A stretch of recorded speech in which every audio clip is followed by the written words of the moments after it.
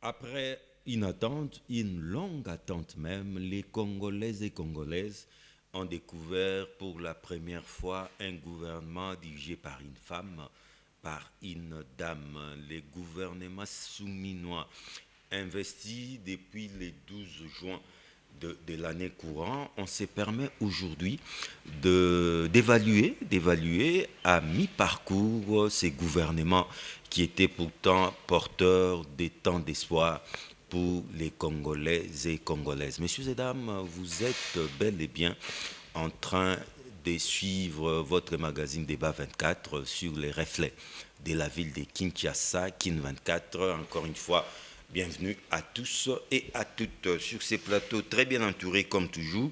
Je suis honoré de la présence de M. Trésor Kongolo. Il n'est plus à présenter, cadre du parti présidentiel.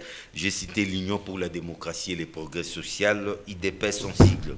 À ses côtés, pour la toute première fois, nous sommes honorés de la présence de M. Winner Kankolongo, maître Winner Kankolongo, parce que c'est un avocat, c'est aussi un cadre du parti présidentiel. J'ai cité l'UDPS. En face, très honoré de la présence de Rodrigue Ramazani, maître Rodrigue Ramazani. Il est la bouche autorisée du parti Envol. Et enfin, M. Jano Manyanga. Il est le coordonnateur de la Ligue de jeunes au MSR, Mouvement social pour le renouveau. Je lance les balles carrément avec Maître Rodrigue Ramazani.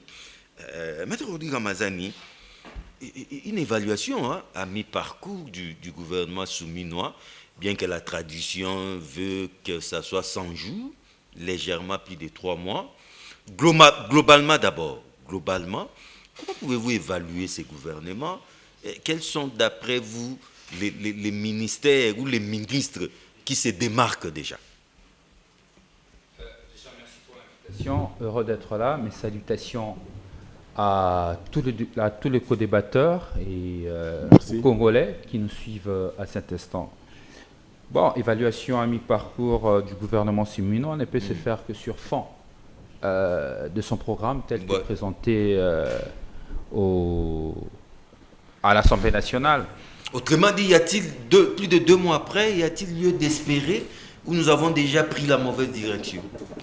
En tout cas, au regard des priorités telles qu'est indiquées dans son programme, la relance économique, la gestion de la situation sécuritaire, pour ne pas les dire expressis verbis tels que mentionnés dans ce programme, je peux vous dire au regard de priorités, jusqu'aujourd'hui, il y a encore des inquiétudes.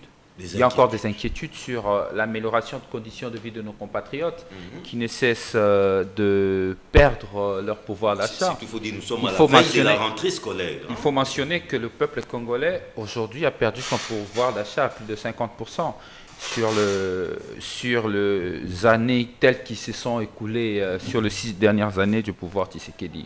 Mais que cependant, nous avons appris qu'il y a des mesures qui ont été prises. Nous entendons l'effectivité ou encore l'impact de ces mesures dans le vécu quotidien des Congolais. Sur le plan sécuritaire, bon, parce qu'on parlait, le premier point, c'était la relance économique. Aujourd'hui, tous nous le savons que du point de vue économique, nous avons une économie... Il y a un train de mesures. Une économie assise essentiellement dans le secteur extractif et que de ces 5 dernières années, notre économie, du point de vue secteur extractif, s'est bien comportée en termes de chiffres. La croissance, je crois que je vais revisiter les chiffres, la croissance a progressé, que malheureusement, le vécu quotidien du peuple n'a pas suivi, simplement parce qu'il n'y a pas eu de réforme structurelle à mener dans le secteur économique en vue de pouvoir arriver à l'idéal que nous devons tous atteindre, quitter le secteur extractif et faire ce qu'on appelle démultiplier notre système économique et enfin d'implanter l'économie dans d'autres secteurs. Excusez-moi, les mots m'ont échappé.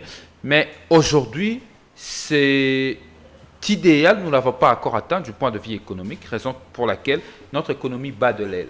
Et du point de vue sécuritaire, n'en parlons pas, vous le savez avec moi, on est tous d'accord que la situation sécuritaire ne cesse de dégrader, de se détériorer davantage et que les initiatives diplomatiques initiées par le pouvoir Tshisekedi ne portent toujours pas des résultats efficaces sur le terrain. Il y a eu ces initiatives sur les zones tampons qui n'ont pas apporté de résultats. Preuve, les troupes des l'EAC sont partis. Il y a eu les initiatives sur les cessez-le-feu, plusieurs cessez-le-feu qui n'ont pas marché parce que le rebelle sur terrain ne respecte toujours pas les cessez-le-feu. Il y a eu des initiatives sur la trêve humanitaire qui jusqu'aujourd'hui ne marchent toujours pas parce que les initiatives telles que engagées sont mal coordonnées et ne permettent pas que nous puissions avoir des résultats efficaces. Donc, à mi-parcours, à mon avis, il y a encore à regarder parce que nous attendons l'effectivité de ces décisions. Ils sont en 100 jours. Le 100 jours a pour rôle, évidemment, la prise des mesures et la démonstration de direction que veulent prendre une gouvernance. Ils ont pris des mesures et nous observons, en tout cas avec beaucoup de prudence, quelles sont les mesures prises. Mais d'entrée de jeu, je peux vous dire ces mesures sont pour la plupart des mesures conjoncturelles, structurelles et qui n'apporteront pas de solutions définitives telles qu'attendues. Mais apparemment, il y a déjà un ministre qui se démarque. C'est le ministre d'État, le ministre de la Justice, Constant Moutamba. Êtes-vous de cet avis? Je ne suis vraiment pas de cet avis, mais cependant, j'admire le courage. Le courage qu'il a à prendre des décisions. Mais ce que je déplore dans ces actions, c'est les populismes qui sont suivis. Oui, beaucoup de populisme. Donc vous êtes d'accord avec les syndicats des magistrats? Peu des résultats sur terrain. Écoutez, moi je ne peux pas être du... Non mais à peine 2 mois, je ne peux pas. Résultats. Attendez, je ne peux pas être... C'est pas précoce. Oui, parce que je reviendrai pourquoi je parlerai des résultats. À un moment donné de ma vie, j'ai décidé de ne plus être un fanatique. À un moment de ma vie, j'ai décidé de ne plus faire plaisir aux gens parce qu'on est amis, parce qu'on se connaît. Non, aujourd'hui, nous parlons de la nation, c'est l'avenir de tout un peuple. Je ne peux pas, moi, ici, me mettre là, faire plaisir aux magistrats, dire que les magistrats font bien leur travail. Non, je dis que les magistrats sont corrompus. Nos magistrats sont véreux, nos magistrats sont du 3V. Je le reconnais, c'est vrai. Ça, c'est pas faux. Mais cependant, s'il faut évaluer à mi-parcours, parce que vous parlez des évaluations à mi-parcours, les mesures prises par le ministre de la Justice, notamment les mesures, ces circulaires pour lutter contre la nuisance sonore, où en sommes-nous? Est-ce que ces derniers temps, êtes-vous arrivé à Nyangwe? Êtes-vous arrivé à Bandal Molar? Êtes-vous arrivé au boulevard Kimbuta? Moi, je parle des effectivités, des choses que le Congolais vivent. Le ministre a pris des mesures. Le ministre a pris des mesures contre les églises. Bien que ces mesures... L'homosexualité... Quand on parle du populisme, c'est ça. Des mesures qu'il a prises contre des mesures nécessitaient l'adoption d'une loi pour ce faire. Mais lui, il les prend par un communiqué de son ministère, juste pour plaire, pour démontrer qu'il était en train d'agir. C'est ça la faiblesse. En fait, c'est du populisme. C'est du populisme. Je vous le démontre noir sur blanc sur le fait. Et puis de deux, le ministre a pris encore d'autres mesures. Il a décidé d'aller déposer, auprès du président de l'Assemblée nationale une proposition de loi. Des lois, les propositions de loi à l'Assemblée nationale. Mon œil, mon Dieu, où sommes-nous? On a décidé de galvauder, à cause de courage personnel, on a décidé de galvauder la Constitution et les lois de la République. C'est le gouvernement qui dépose un projet de loi à l'Assemblée nationale. Ce n'est pas les ministres qui le déposent. Mais ça se discute au Conseil des ministres. Ça se discute au Conseil des ministres. Je vous rappelle que dans ce pays, il y a un ministre, M. Tounda Senda, qui a été sanctionné dans le gouvernement parce qu'il a pris des initiatives solistes. Vous vous souviendrez de cette... J'ai oublié le nom de l'initiative. Nous avons connu cela. Aujourd'hui, cette question n'a pas fait l'objet du débat dans le Conseil des ministres. Et de plus, le ministre le sait, que conformément au PNJR, le plan national de réforme judiciaire, il y a ce qu'on appelle l'action interministérielle qui doit toucher plusieurs ministères pour redresser la justice. Les actions solistes qu'il prend sans initier d'autres ministères, en termes d'action et de la cohérence dans la conduite de politique publique, n'apportera pas de résultats. Mais s'agissant des frais des actes judiciaires, il a ouvert, il a tout bancarisé. Hein? Et c'est qu'il y a même suscité un tollé général de la part de du syndicat des magistrats. Moi, je ne prends pas parti pour le magistrat, mais je n'aimerais pas que les faits soient tronqués.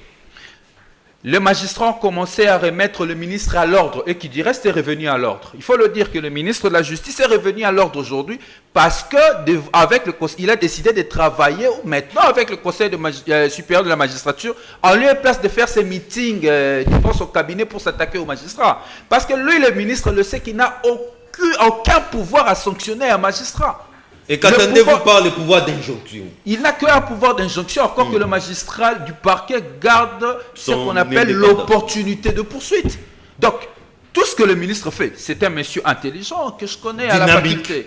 Dynamique. J'apprécie le courage, mais que cependant, il ne peut pas utiliser pour de fins électoralistes un secteur aussi important pour préparer 2028. S'il s'agit d'une question importante de la vie de la nation, et nous l'envol, nous avons notre vision sur la question. Pour nous, la justice doit devenir un élément de concorde nationale. Mais on ne le fera pas avec du populisme tel que le mène le ministre de la Justice. C'est vrai que 2 mois et demi, c'est rien, mais dans un pays où tout est urgent, je crois que dans 2 mois, on peut faire des choses. Pensez-vous que le gouvernement souminois, peut-on espérer avec ces gouvernements, ou vous estimez que la direction déjà prise est mauvaise? Merci pour la parole. Je vous salue et par ricochet, je salue également tous les téléspectateurs qui nous suivent en ce moment. Je ne suis pas, il n'y a pas... Non, allez-y, allez-y. Non, j'attends. Ils font leur travail. Non, ne vous en faites pas. Ils font leur travail, professionnellement. Donc, je disais, je vous salue et je salue les téléspectateurs qui nous suivent en ce moment. Je salue également les co-débatteurs sur ce plateau. Merci. Je salue également le premier citoyen du pays, le chef de l'État, Félix-Antoine Tshisekedi Tshilombo, notre président. Et je salue également tous les cadres et militants de mon parti, l'Union pour la démocratie et le progrès social. Premièrement, pour répondre à votre question, je suis un fervent défenseur du chef de l'État. Je suis méticuleusement ce que fait le chef de l'État. Le chef de l'État avait dit qu'il fera une évaluation de chaque membre du gouvernement trimestriellement. Ouais, ça dit dans 3 mois, chaque ministre sera évalué par lui-même, le chef de l'État, et la chef du gouvernement qui est la première ministre, Madame Judith Souminois. Donc nous attendons l'évaluation du premier citoyen du pays.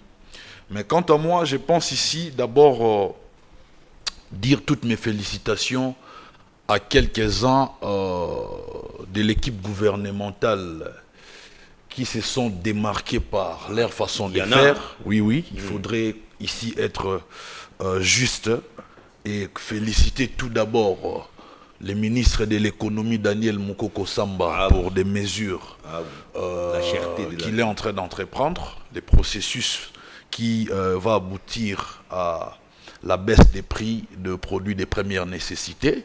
Il a même eu une réunion avec l'association de droits des consommateurs. Et une bonne nouvelle pour nous parce que enfin nous avons un gouvernement qui associe la société civile dans la prise de décision pour qu'il y ait un équilibre. Et c'est quelque chose à féliciter. Donc j'ai pris mon Dieu pour qu'il puisse garder et protéger les ministres de l'économie Daniel Mukoko Samba. Laissez-moi également féliciter les ministres de la Justice, Constant Moutamba. Un déplaise à Ramazani. Je ne suis pas ici pour réfléchir par procuration. Des mesures populistes. Laissez-moi réfléchir calmement et en toute liberté. Je félicite le ministre Constant Moutamba par ce qu'il nous a apporté les réformes et il continue à apporter des réformes. Premièrement, la bancarisation des frais judiciaires. C'est très important. J'ai ici en ma possession une plainte. Je ne sais pas si votre sniper pourra aider ceux qui nous suivent à montrer ces documents. Ouais, il peut faire les snipers peuvent faire son boulot, s'il vous plaît. Mais donc, de quoi s'agit-il? J'avais porté plainte contre un monsieur pour imputation dommageable au parquet des grandes instances de Kalamou. Et cette magistrate s'est démarquée par c'est une dame. Un comportement à la limite de l'escroquerie. Ça date de quand? Ça date du 7 juillet 2023. 2020. Jusqu'à Okay, ces déjà jours, une année. jusqu'à ces jours, ma plainte est restée lettre morte et pourtant la dame m'avait demandé, je pense, $100, mais je lui avais donné $70 en francs C'était pour congolais. quelle raison les $100 là? Mais j'ai dit, j'ai porté plainte pour imputation. Donc les frais de plainte. Donc, Enfin, j'ai qu'elle ici ouvre un ces dossier. documents. Et jusqu'alors, ma plainte est restée lettre On ne morte. vous a pas rappelé Elle ne m'a pas rappelé. Je l'ai appelée à maintes reprises. Elle ne prenait pas. Elle ne décrochait pas le téléphone. Et après, elle me dira que non, le procureur n'a pas encore signé. Mais que fait le procureur dans son bureau? Vu le monsieur qui m'avait offensé avec des mots très très durs, vu mon physique, je peux tabasser ces messieurs à mort. Maintenant que la justice n'a pas fait son travail, supposons que je me disais, je devais... justice privée. Si je voulais me faire justice, c'est à ce moment-là que cette magistrate allait intervenir.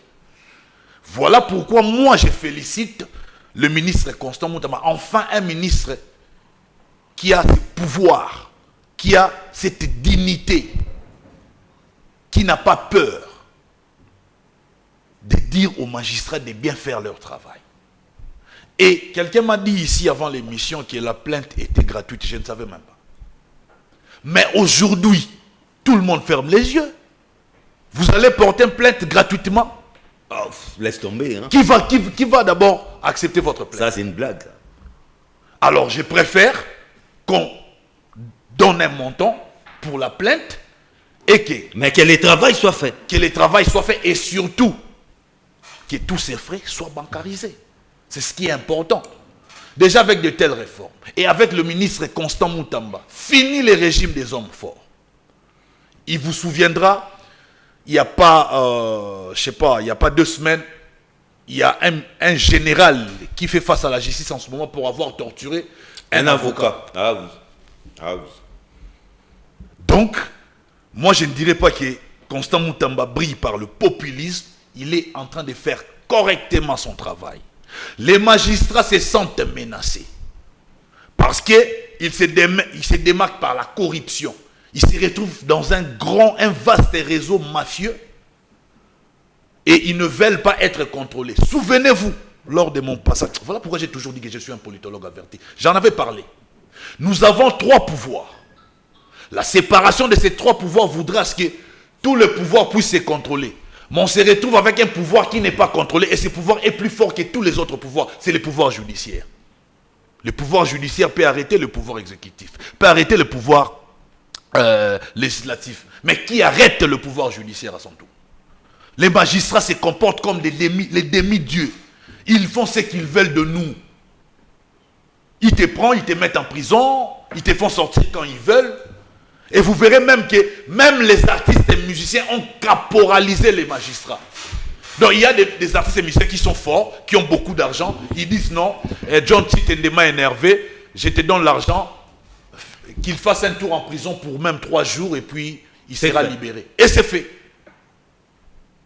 Et ces genres de magistrats n'ont aucune dignité, aucune personnalité. On ne peut pas en parler. Et en contrepartie, ils ont quelques mabanga dans les chansons de ces musiciens. Voilà maintenant ce qui se passe. Et quand nous retrouvons avec un ministre qui veut que tout cela cesse, tous les généraux. Parce qu'on est de l'opposition, on ne peut pas accepter qu'il y ait un ministre qui fait bien son travail, on veut les vilipender. Bref, je ne suis pas là. Je tiens ici à féliciter également le ministre Doudou Fouamba, le ministre des Finances. Depuis qu'il est là, les fonctionnaires ne se plaignent plus. Il faut les féliciter. Ce sont des gens qui se démarquent au sein de cette équipe gouvernementale. Nous avons le ministre Jacquemain Chabani, le ministre de l'Intérieur. Malgré de multiples pressions, aujourd'hui, tous les gouvernements provinciaux ont 10 ministres comme le veut la Constitution.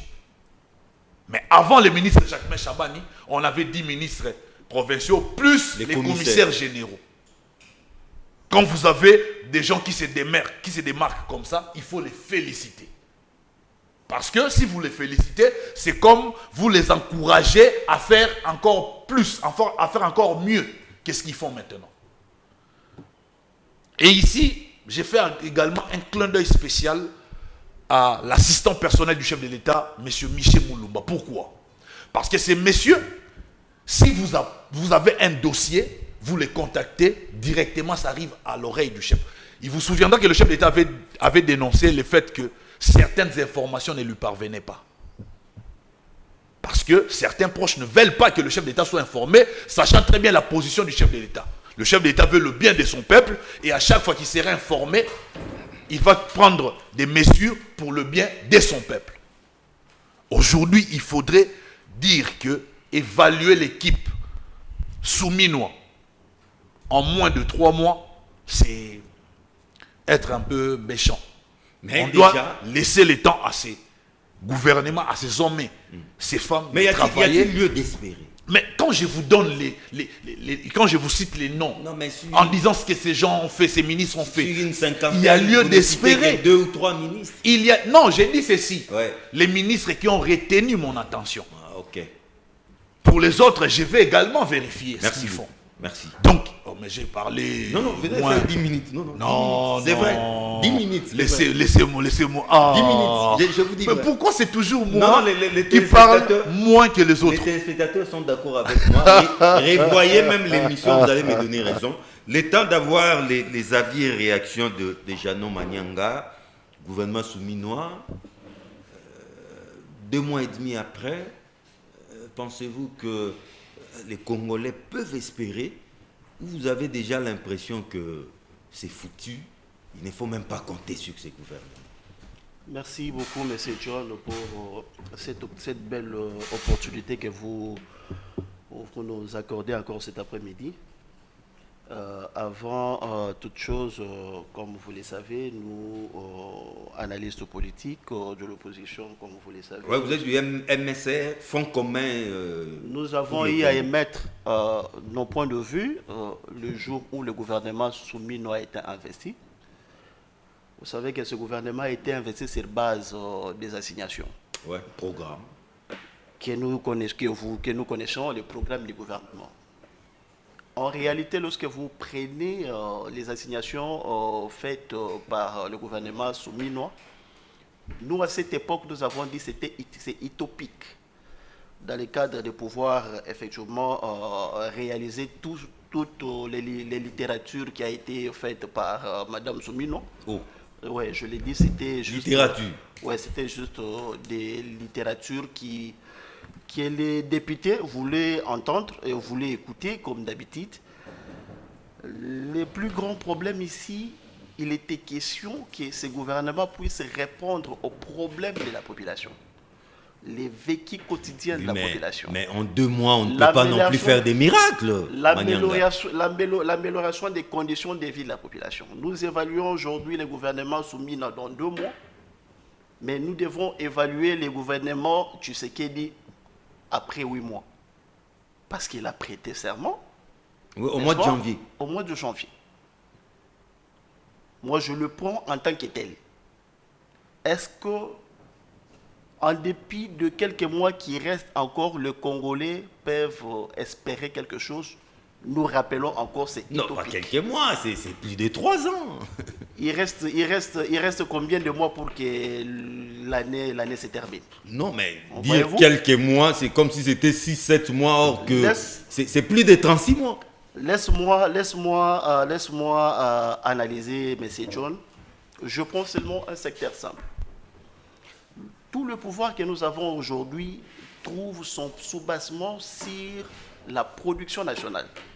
Madame Souminois nous a tellement inventé comment il va s'investir dans le secteur extractif, agricole, pour améliorer les conditions de vie de la population qu'elle a les pouvoirs de diriger aujourd'hui.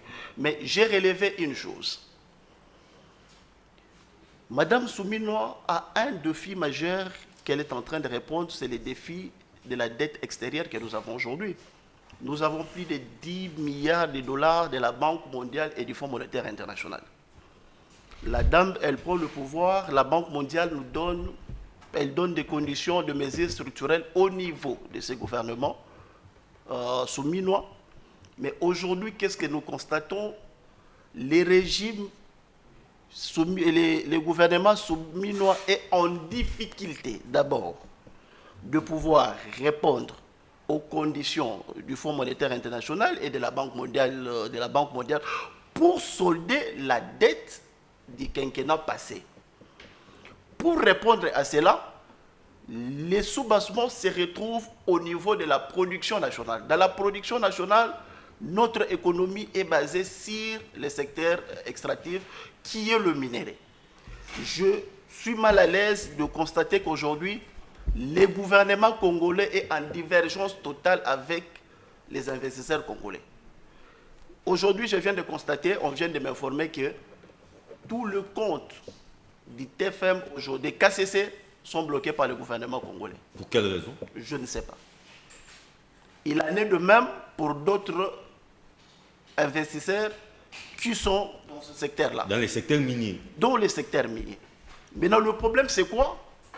Soumino nous présente un budget de 16 milliards de dollars. Nous sommes aujourd'hui au mois d'août. Les 16 milliards qui restent encore utopiques dans le gouvernement souminois pour réaliser ces 16 milliards. De la même manière qu'ils se sont comportés dans les quinquennats passés. Les 16 milliards établis, les 16 milliards projetés comme budget, mais en 2023, le gouvernement n'a pas réalisé les 16 milliards, mais le gouvernement a réalisé moins de 10 milliards.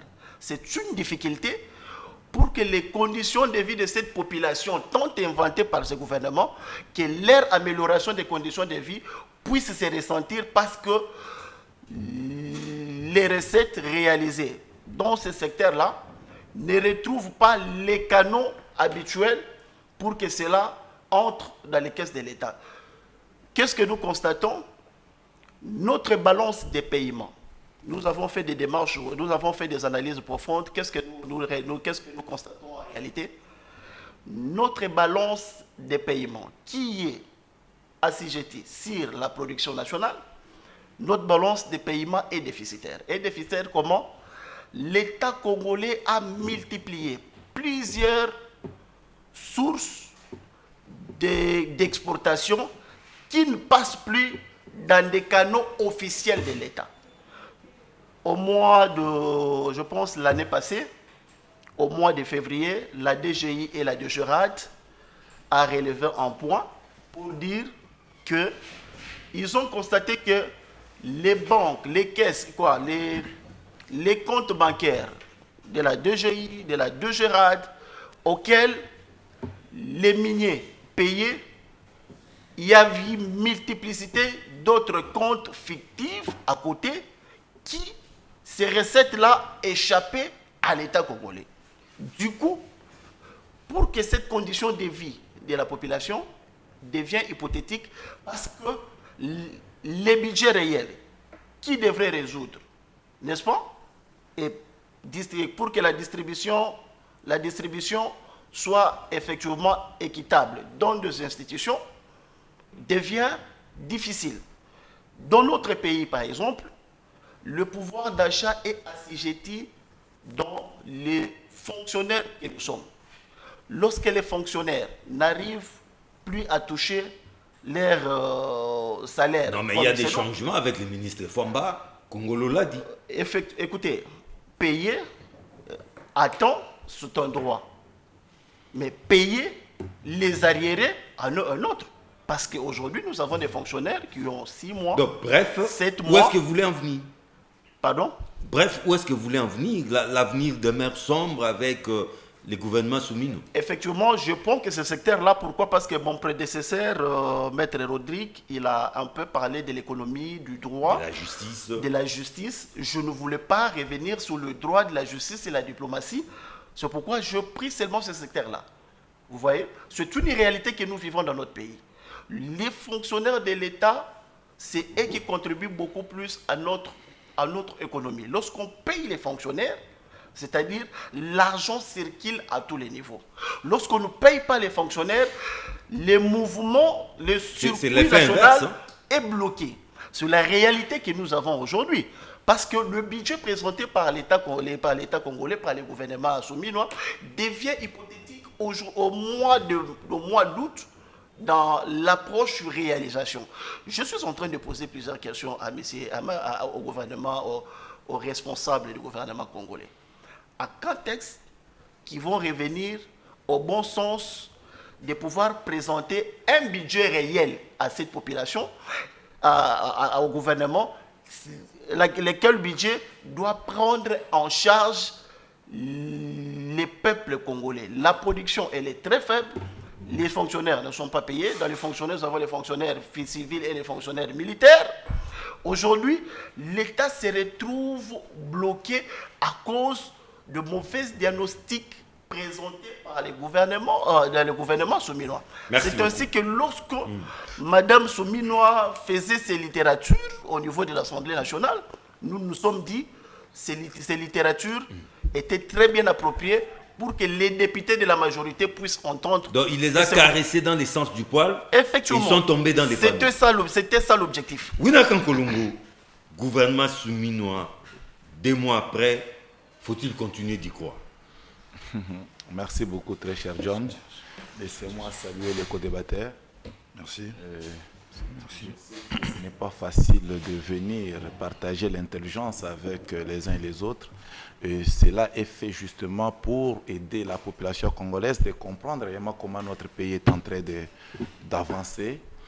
Et moi, j'ai toujours dit très souvent qu'il faut laisser aux politiques de l'opposition de faire leur travail tel qu'ils sont en train de le faire.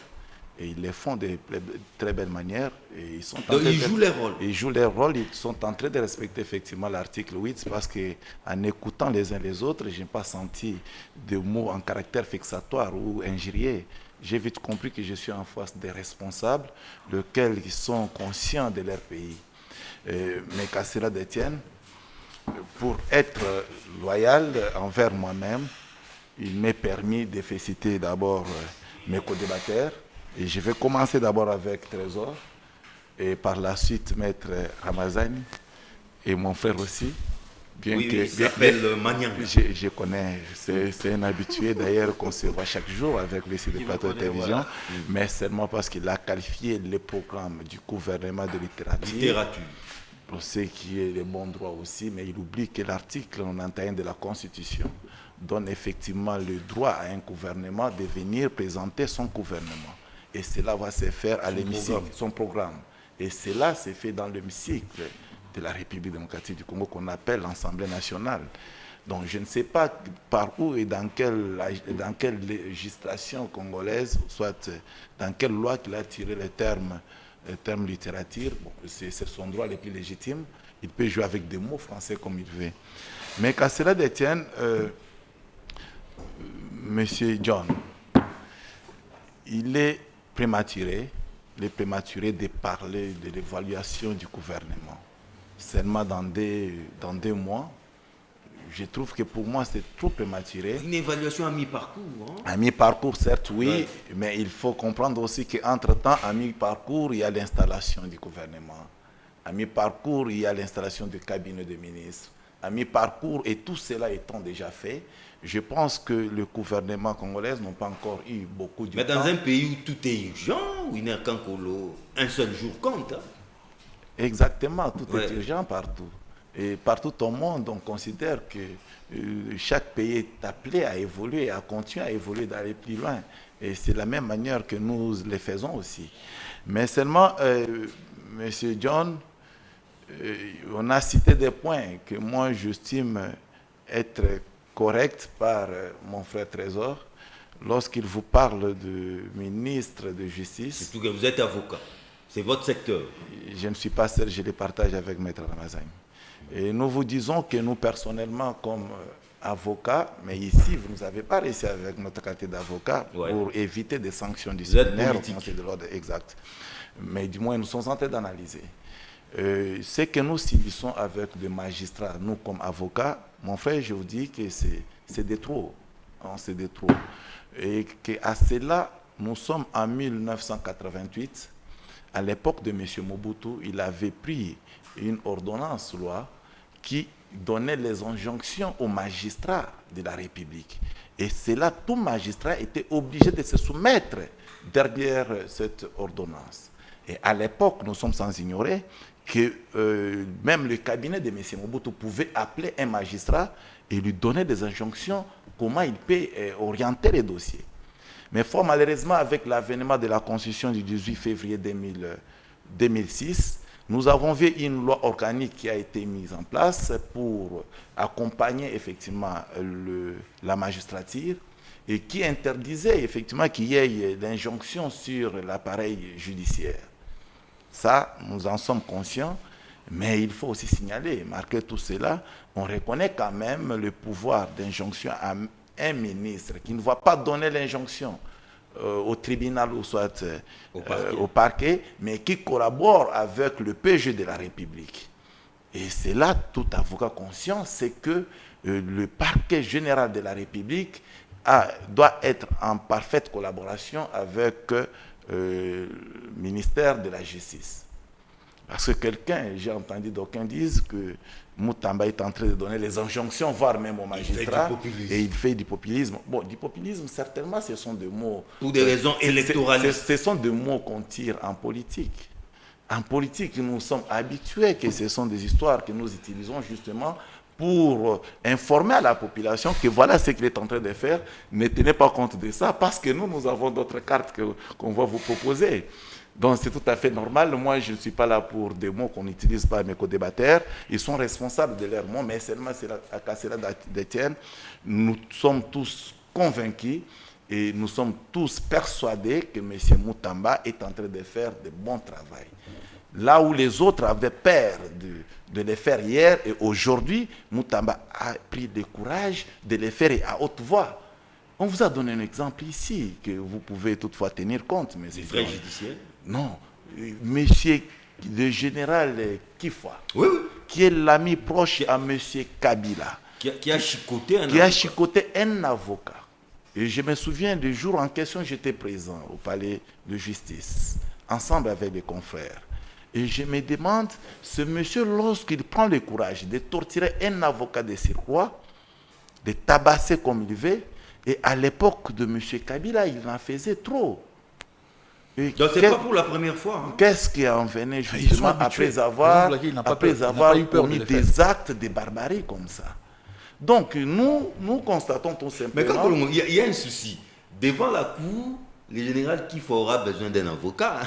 Oui, bon, c'est notre travail, nous avons prêté serment effectivement. Il va même trouver un avocat. Et tout justement parce que jusqu'à preuve du contraire, il est présumé un commis d'office là. Il est présumé innocent et il est obligé d'être défendu. Oui, il peut consulter qui veut, même moi, même Maître Ramazani, mais sinon il faut venir au cabinet de l'avocat pour les consulter. La difficulté de cet avocat. Un avocat qui va cautionner la torture de son frère. Non, c'est-à-dire...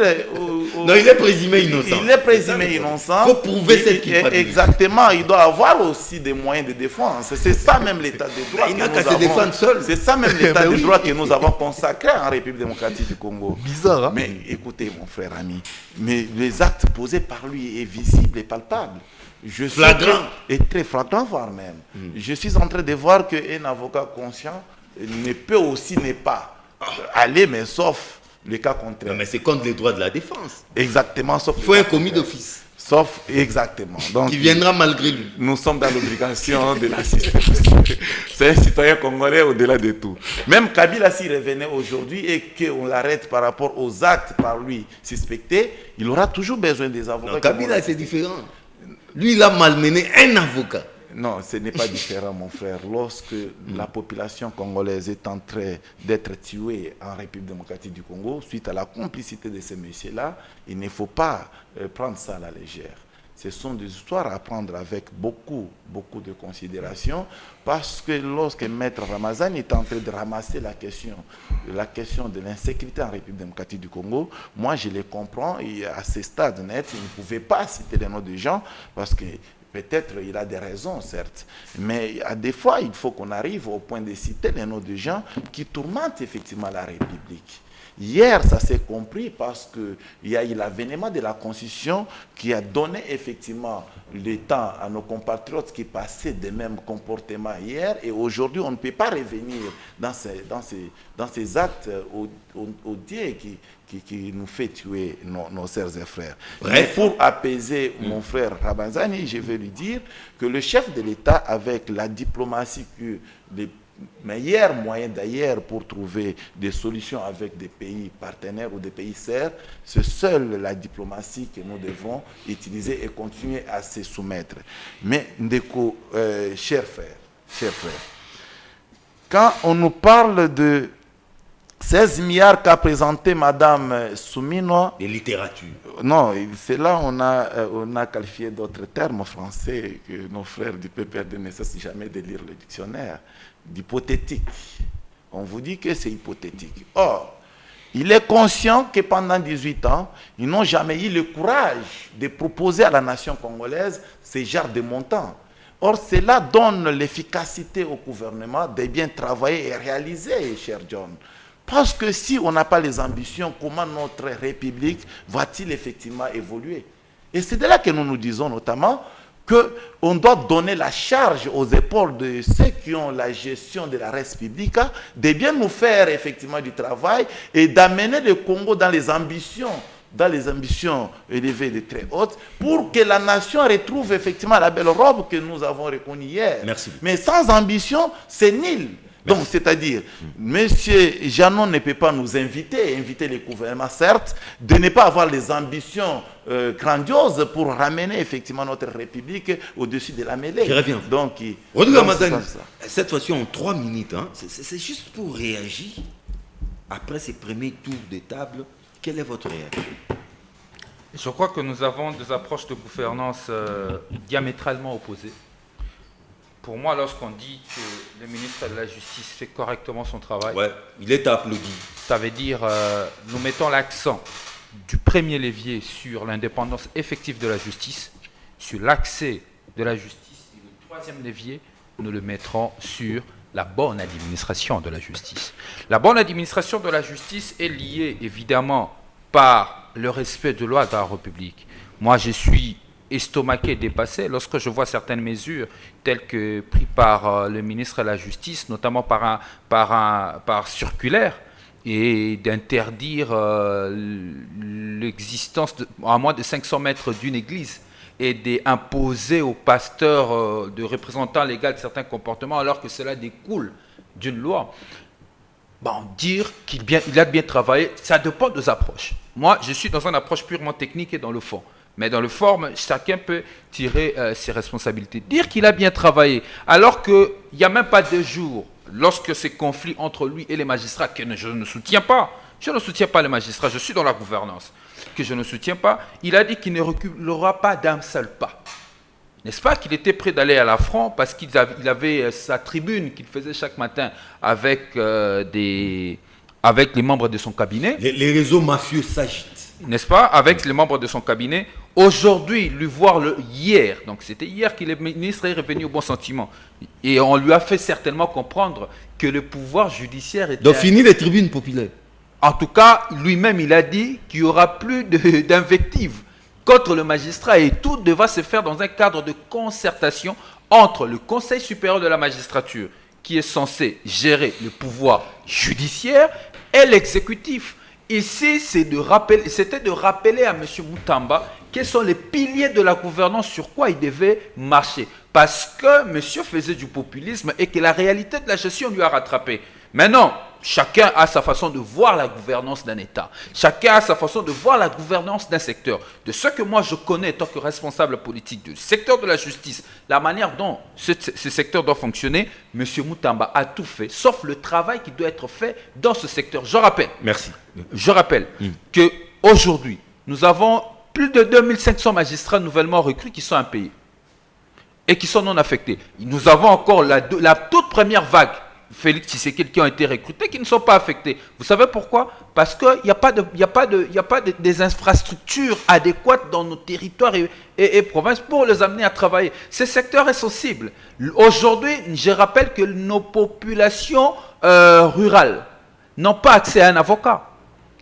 Il y a de vrais défis de gouvernance. C'est pourquoi je parle du populisme. Comment je parle de populisme, je ne le dis pas pour agiter des chiffons rouges. Je le dis par maîtrise de ce secteur et de compréhension de priorité de ce secteur. Merci. Monsieur Moutamba est dans le populisme, il n'est pas dans le travail qui doit être fait. Mais cependant, je salue le courage qu'il a de faire ses meetings devant les membres de son cabinet, accusant les magistrats. Pourtant, il y avait un cadre de concertation qui pouvait permettre l'amélioration de la situation. Le cri de M. Moutamba ne va ni sanctionner un magistrat, ni rien changer. Il faut arriver à sanctionner les magistrats véreux. Et il faut poser les actes qu'il faut. Ce n'est pas ce que fait M. Moutamba. Réaction chaud, Trésor Congolais.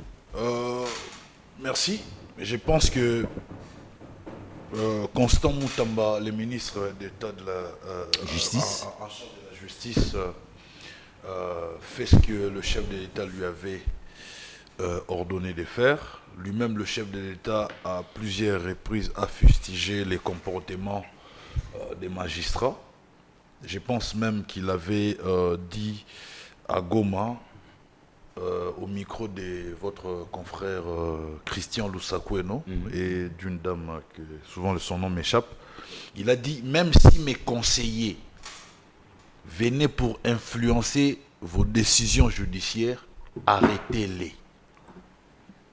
Donc nous sommes en train de faire en sorte de guérir notre justice qui est très très malade. Même les chefs les reconnaissent. Parfois, il faut employer toutes les méthodes possibles pour guérir cette justice. Je vous ai peint un tableau noir ici. Nous avons 3 pouvoirs. Les pouvoirs législatifs, judiciaires et exécutifs. Mais j'ai constaté qu'il y a un pouvoir qui n'est pas contrôlé, lui. C'est le pouvoir judiciaire. Alors, si nous continuons à parler de l'indépendance de la justice dans un pays à démocratie fragile comme notre pays, franchement, c'est comme si nous ne voulons pas arriver au changement. Les ministres se démarquent par le fait de dénoncer la mauvaise conduite des magistrats. Et ces derniers se plaignent que non, les ministres les exposent à la vindicte populaire. Ils craignent que la population congolaise puisse se soulever contre eux. Mais la seule façon de rassurer la population, c'est de bien faire leur travail. Je vous ai dit ici qu'ils m'ont bouffé $70. J'ai porté plainte, cette plainte est restée lettre morte. Une année après. Une année après, rien. Cette magistrate, elle a mon numéro, elle ne m'appelle jamais. Et jusqu'aujourd'hui, le procureur n'a toujours pas signé les documents pour que les messieurs qui m'avaient offensé se retrouvent devant la justice. Et on trouve cela normal. Et surtout que la plainte, elle est gratuite. Pourquoi jusqu'au jour d'aujourd'hui, on continue à payer, à faire payer aux paisibles populations la plainte? Non, mais les magistrats, c'est ce qu'on appelle l'opportunité des poursuites. Hein. On ne refuse pas. Il peut se dire, bon, ce sont des faits bénins. Moi, je me plains par le fait que cette opportunité de poursuite fait de ces magistrats, ils se considèrent comme les demi-dieux, ils font tout ce qu'ils veulent et personne ne les contrôle. Et le Conseil supérieur de la magistrature a réagi parce que le ministre Constant Moutamba était en train de dénoncer. Si le ministre Constant Moutamba était resté calme, tranquille, s'il ne pipait mot dans ce que font les magistrats aujourd'hui, je ne pense pas que ce Conseil supérieur de la magistrature allait réagir. Je reviens à vous pour la conclusion. Manianga, réaction à chaud toujours. Hein. Merci beaucoup. Je prends seulement ce secteur-là, le secteur de la justice. Ah, cette fois-ci, vous en parlez. Je prends le secteur de la justice. Vous savez que, bon, avec l'avènement du gouvernement Soumina, nous avons dit que c'est un gouvernement de spectateurs. Comment ça? Normalement, ils ne sont pas venus résoudre les problèmes réels de la population. Les spectateurs? Effectivement. C'est une réalité, nous les vivons, nous sommes là, je suis Congolais, je réside au Congo, je ne vis pas au ciel, je vis à Kinshasa. Je prends seulement un cas. Moutamba vient, une semaine après, il arrête M. Rubota. Il le met au cachot. Il prend M.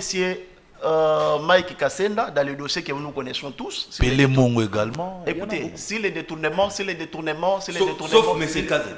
si les détournements de plus de 390 millions de dollars à une semaine, il a fait ce qu'il pouvait faire, il les a incarcérés. Il faut dire qu'il était incapable d'arrêter Kazadi aussi.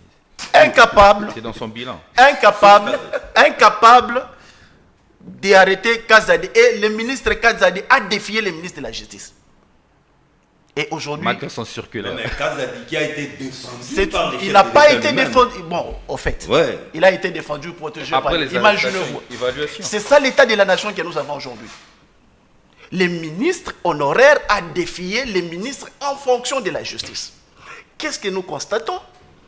Les régimes des spectateurs, Constant Moutamba se retrouve à Makala, il parle avec M. Roubota, une semaine, quelques jours après, M. Roubota se retrouverait dehors.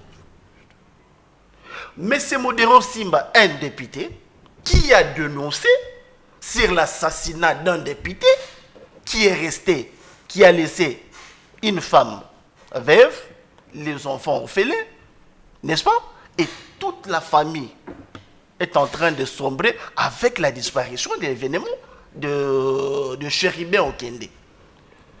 Quelqu'un qui a dénoncé des personnes qui ont comploté à l'assassinat, la personne arrêtée, il parle avec le ministre de la Justice, quelques jours après, le monsieur est dehors. C'est là que nous sommes en train de dire que si nous prenons que ce secteur-là, nous sommes en train de nous dire... Donc même ces secteurs ne rassurent pas. Moutamba est dans le spectacle. Je prends seulement les dossiers Moutamba.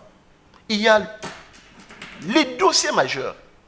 Le gouvernement nous présente un monsieur à la personne de Alingeti.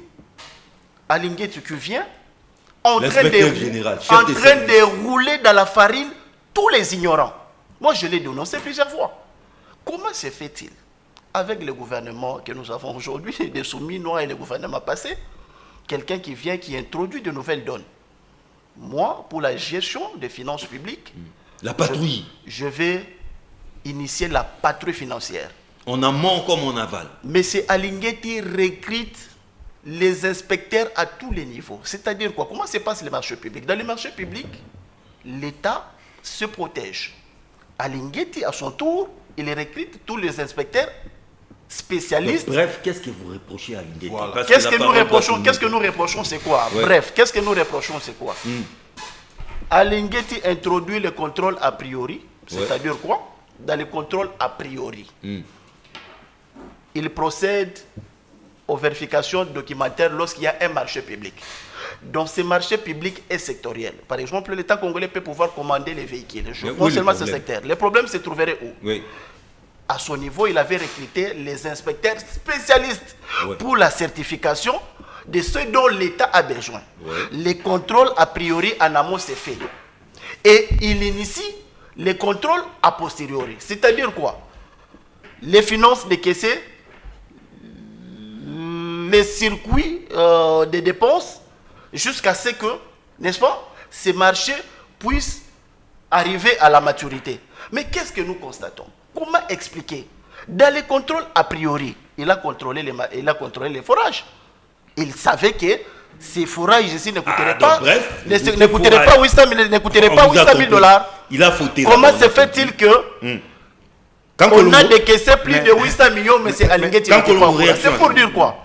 C'est des folklore. J'irai bien vous pour la conclusion. C'est du folklore que ce gouvernement est en train de présenter. Je constate que mon frère Jeannot est en train de faire la confusion. Des divaguins. Quand il vous dit que Constant Moutamba n'a pas arrêté Kazadi, et lui-même il vous dit que il a été intimidé par Kazadi. Alingeti, quand même, c'est lui qui devrait faire le contrôle a posteriori et a priori. Mais par contre, ce qu'il voulait tout simplement dire que Kazadi avait aussi raison quelque part. Mais pourquoi les citer dans les arrestations? Il est l'autorité. Non, écoutez, chers frères, d'abord, ce que vous devrez savoir, un ministre n'arrête pas. Ah oui. Un ministre n'arrête pas. Vous pouvez soit se référer à la Constitution de la République dans son article 151. Tu vas constater qu'il est difficile que le pouvoir exécutif puisse s'impliquer dans le pouvoir judiciaire pour arriver au point d'arrêter les gens. Moutamba peut donner que les instructions, et les instructions doivent être suivies par le procureur, et c'est le procureur qui va instruire les dossiers jusqu'au point d'arrêter. Et c'est là où vous ne pouvez pas faire la dichotomie au micro pour dire haut et fort que Moutamba devrait arrêter telle personne, non. Mais écoutez mon frère ami, nous avons vécu l'histoire ici, et ce qui vient de dire mon frère Trésor, il vous dit que notre justice a été décriée par tout le monde. Je suis souvent mes confrères en face lorsqu'ils décrivent de l'arrestation de mon frère Mike Mukebai. Est-ce que en réalité, quand je parle de vous, je suppose que je suis en face de l'opposition. C'est l'opposition qui réclame effectivement le dossier de mon frère Mike Mukebai. Non, je ne peux pas citer votre nom énormément.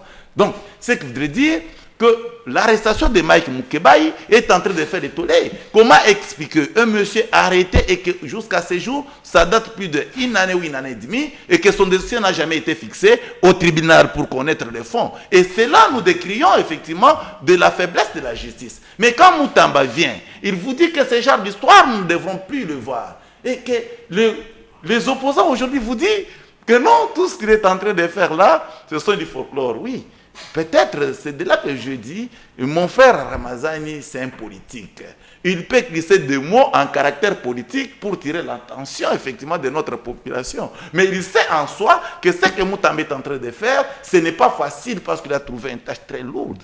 Et à cela, on peut toutefois les saluer et l'encourager qu'il continue. Mais ce que j'ai aimé en vous, après avoir donné tout ce que vous pouvez donner comme de matière des fonds, mais vous chutez pour dire que quand même c'est un ministre qui est en train de se battre et il fait aussi bien son travail. Et à cela, je comprends. C'est pas ce que moi je dis. Hein. Bon, j'ai écrit peut-être lorsque vous allez suivre l'émission. Non, je n'ai pas dit qu'il fait bien son travail. Là. Il fait mal son travail. Il fait très mal son travail. Mais ça devient un peu grave. Bon, il fait mal son travail. Très mal. Il fait mal son travail seulement parce qu'il a rappelé à l'ordre le pasteur de venir payer ou soit acheter les documents qui vont leur donner le pouvoir. Il ne respecte pas la loi. Il ne peut pas changer une loi, vous le savez, avec moi par son circulaire, non? Non, mais écoutez, il n'y a pas aussi nulle part une loi qui donne à un pasteur, soit qui donne à un pasteur. Non, mais on ne donne pas à un pasteur. Non, c'est un échange qu'on est en train d'échanger avec mon confrère. Je ne pense pas que dans cette loi-là, il a été dit qu'un pasteur doit être muni de tel ou tel autre document. Non? En dehors de documentation qui régit l'ASBEL, Moutamba ne l'attaque pas. Moutamba vous dit tout simplement, il faut venir acheminer avec votre processus. Merci, il reconnaît le F90, mais il vous dit que le F90 ne suffit pas. Il faut avoir la personnalité. Vous gardez les restes pour la conclusion. Vous gardez les restes pour la conclusion. Ramazani, en 60 secondes, c'est juste pour placer les mots de la fin. Pour placer le mot de la fin, je crois que les Congolais qui nous suivent ne se laisseront pas berner parce que les actions du ministre de la Justice sont faites pour les Congolais faibles d'esprit. Mais je connais les Congolais qui nous suivent ne sont pas faibles d'esprit, ils ont un esprit très averti. Il y a un vrai travail qui doit être fait. J'encourage. Évidemment, le courage... non, mais vous soutenez une chose, non, vous ne me comprenez pas, comprenez-moi bien. Okay. Je soutiens son courage. Mais j'ai décrit les méthodes de son travail. Parce que ces méthodes n'amèneront pas le résultat. Le résultat ici, c'est d'avoir une justice indépendante. Parce que lui, il pose la question sur le dossier Mukebai. Il y a des dossiers de l'ANER où l'ANER impose aux magistrats et aux juges un comportement. Nous en avons même une expérience avec l'Ins Omelonga, le dossier l'Ins Omelonga. Le magistrat vous dit que ce dossier est vide, maître, mais je ne sais rien faire. C'est un dossier qui vient de l'ANER et vous connaissez cette pratique. C'est une pratique qui s'est installée. Et plusieurs dossiers d'ailleurs sont des dossiers qui viennent de l'ANER, notamment les dossiers tels que Jimmy Kitenge, tout ça, des dossiers des politiciens. C'est soldent comme ça après des années. Il n'y a toujours pas de décision et on s'étonne de la prolongation de délai de garde à vue. N'est-ce pas? Ça, ce sont des questions de fond qu'il faut traiter. Mais le ministre de la Justice ne pourra pas le faire par sa propre initiative. pour réformer la justice, la redresser, c'est une question transministérielle. Il faut introduire le ministère du plan parce que nous avons un programme national sur la réforme de la justice, de PNRJ. Il faut introduire le ministre des Finances sur la question de la bancarisation. Quand on bancarise, je suis d'accord. Saviez-vous que dans certains territoires et villages de notre pays, on paye les amendes transactionnelles avec des chèvres? Vous allez le mettre dans quelle banque? Il faut arrêter d'être le ministre de Kinshasa. C'est le ministre national de la justice. Lorsque vous parlez de questions politiques, toutes nos provinces sont vous parlez des questions de politique publique, il faut avoir la situation sur l'ensemble du territoire national. Rodrigue. Maintenant, moi, pour chuter, je dis ceci. Nous avons une alternative, une solution à leurs problèmes. Nous avons une réforme à mener dans le secteur de la justice, nous, de la refondation de l'État. À travers notre projet de la refondation du Congo, nous voulons faire de la justice un élément de concorde nationale. Maintenant, les débats de polémique, je sais que mon ami qui écrit va venir. Vous avez vendu votre programme à Katumbi. C'est du n'importe quoi et c'est de la bêtise. Vous voyez qu'il a le droit d'écrire. Ce qui est une vérité est que peu importe ce qu'il va dire, cela ne change pas que l'envol reste à ce jour le seul parti politique qui a un projet ambitieux et réaliste. À part ça, le reste n'a que de slogans. Trésor Congolais. Merci. Je tiens ici à dire à mon frère Manianga que il n'y a pas longtemps que les communicateurs du FCC étaient en train d'encenser Jules Alinguetti pour le bon travail qu'il fait. Aucun des communicateurs du FCC.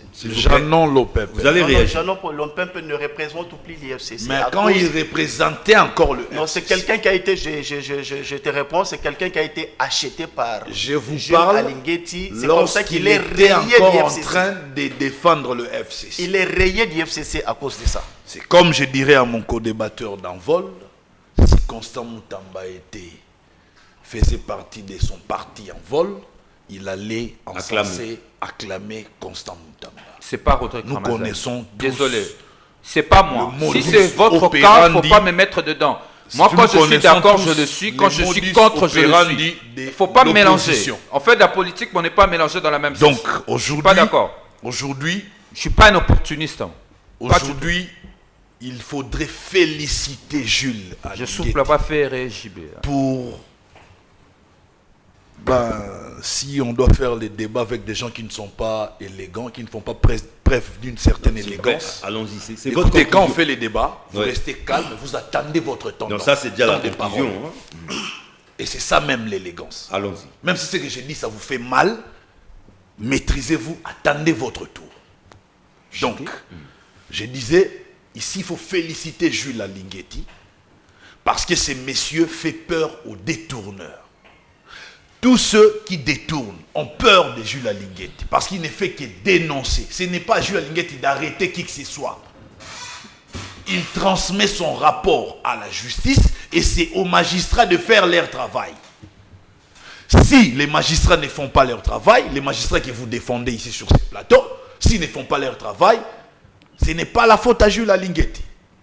Aujourd'hui, grâce au travail de Jules Alinguetti, nous nous retrouvons avec des prévisions budgétaires à la hauteur de 16 milliards de dollars, chose qui n'a jamais été faite auparavant. Manianga. Non, j'ai pas fini, laissez-moi, on m'a pris le temps.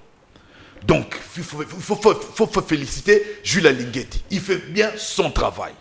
Nous savons tous qu'il y a souvent des imperfections. Et c'est inhérent, ces imperfections sont inhérentes à notre humain. Mais déjà, le fait de traquer, de dénoncer le détourneur, le voleur, il faut les féliciter. Et il est dans la vision du chef de l'État. Alors, je vais chuter pour ce qui est de l'insécurité dans la partie est de notre pays. Aujourd'hui, Félix Tshisekedi est en phase de remporter ces duels diplomatiques entre lui et Kagame. Parce que lorsque Kagame dit que je me retrouve sur le sol congolais pour traquer le FDLR et protéger les minorités Tutsi, aujourd'hui, concernant le FDLR, il n'a plus les raisons parce que le chef de l'État, avec son gouvernement, ont convenu de traquer les FDLR et ont même présenté les plans d'action au processus de Luanda.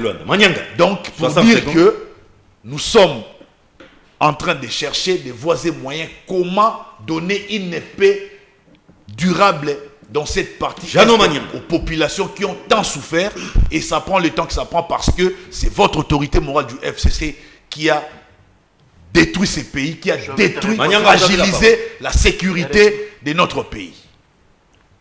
Merci beaucoup, monsieur John, pour la conclusion. Pour la conclusion, ce qu'il faut retenir est que l'État congolais vient de perdre son élégance, son architecture, l'administration. Comment ça?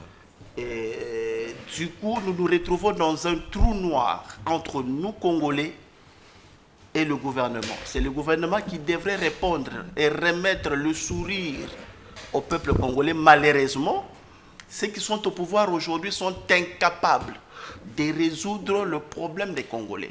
Les vrais problèmes de ce régime, c'est résoudre le problème réel des Congolais que nous sommes. Malheureusement, qu'est-ce que nous constatons? Les projets des sociétés, des Soumino et de son chef, est détourné. Les meilleurs projets des sociétés de ce régime, ils commencent à réfléchir comment arrêter Kabila. C'est un nouveau projet de société introduit par les régimes que nous avons aujourd'hui. Et ça vous inquiète? Et parce que depuis qu'ils sont au pouvoir, ils n'arrivent pas à résoudre les problèmes des Congolais. Merci beaucoup. Voilà. Minal Kankolongo. Très sérieux. Je comprends que c'est la peur, qui cancrène. C'est un nouveau programme. C'est la peur dans le chef de M. Jeannot. Je le rassure qu'il doit être serein et calme. Kabila n'est pas égal à Jeannot. Kabila va répondre dans ces pays par rapport à ses actes. Tôt ou tard, là, ça doit être souligné. Mais lorsque Jeannot vous dit qu'il va aussi évaluer Tshisekedi bientôt, parce que, écoutez, que nous avons perdu du temps, il faut sélectionner et pour récupérer par la suite. Il vous a dit qu'il reste que Tshisekedi pour qu'il soit évalué. Et ça doit le faire dans 8 mois. Il reste 8 mois selon lui. Mais je lui réponds tout de suite pour lui dire, les chefs de l'État, on ne peut que d'évoluer à la fin de son mandat. C'est l'article 70 de la Constitution. Le bilan. C'est l'article 70 de la Constitution de la République. Mon frère. Non, écoutez, l'amalgame, ça nous arrive tous.